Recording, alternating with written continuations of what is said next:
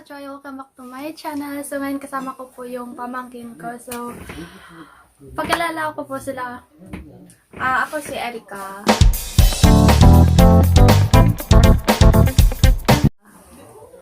Ako po si Moki.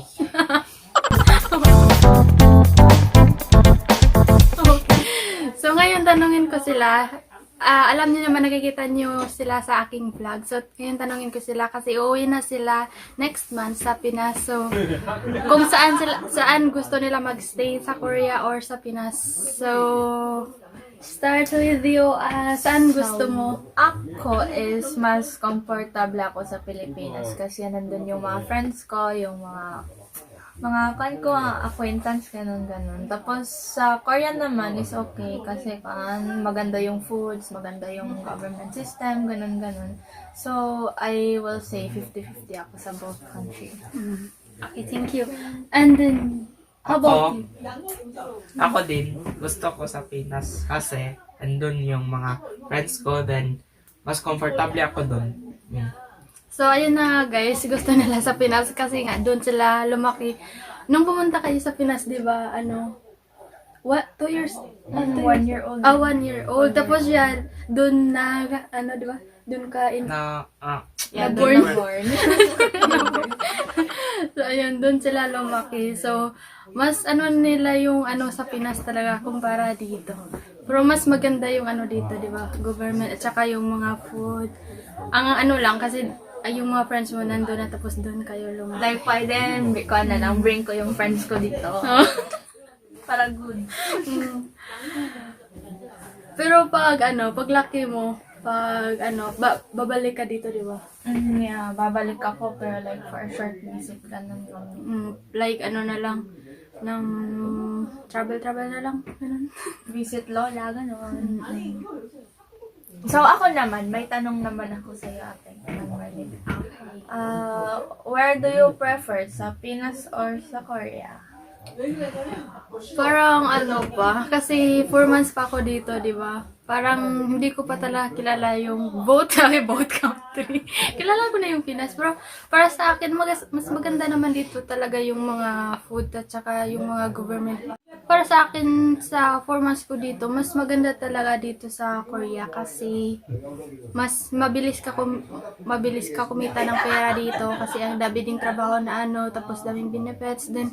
Yung mga food din, sobrang healthy. Din mga government policy din, maganda din siya kumpara sa Pinas. Pero kung pipiliin talaga ako, wala akong pipiliin 50-50 kasi doon talaga ako lumaki sa Pinas, diba? Pinay, diba? So, I choose Philippines. Yeah, true. Kahit Korean ako, pipiliin ko pa rin yung Pinas kasi doon ako lumaki din. Sanay din ako sa environment doon. Tapos dito kasi, di ba 4 season dito, tapos parang hindi, yung, ang gastos pa ng damit kasi kailangan mo bimili para pang winter, tapos pang summer, tapos sobrang lamig pag winter, parang hindi ka makagalaw ng kung gusto mo. I don't like cold weather. Oo. Ayaw. Parang matamad ako pang cold. Ang tamad na. Tapos, pang exercise, gusto mo exercise sa labas, hindi ka maka-exercise ng kasi ang lamig. Hindi katulad ng Pinas pag di ba? Pag umulan doon, malamig nun. Hindi mas 4 times, 5 times, 10 times yung lamig dito. Umsim. So,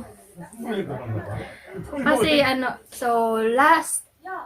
next month, alis na kayo. Anong message niyo sa akin? Ang message ko sa'yo is stay healthy palagi. Tapos huwag kayong magpa-positive sa Omicron. tapos sana by 2024 magka-baby na kayo. Dapat balik ko, may baby na akong makikita.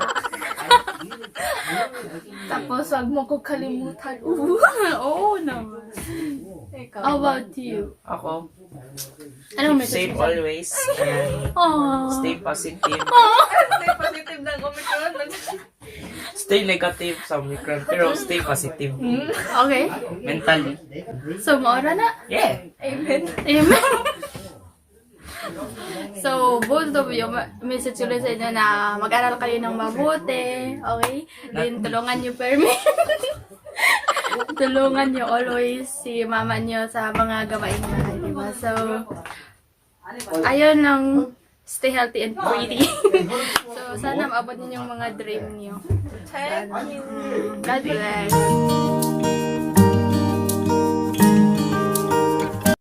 멜린다는 아주 행복한 여자입니다. Berlinda is very happy and positive. Okay. She's a very positive woman. berlinda는 너무 착합니다. Merlinda is very kind and very kind and kind and kind. Merlinda is very good and very kind. A very kind person, yeah. Thank you, guys. So, ayun lang po, guys. So, please like and subscribe. Like and subscribe. In Korean. In Korean. 구독과 좋아요를 눌러주세요. Bye! 안녕! 호이! 안녕! 안녕!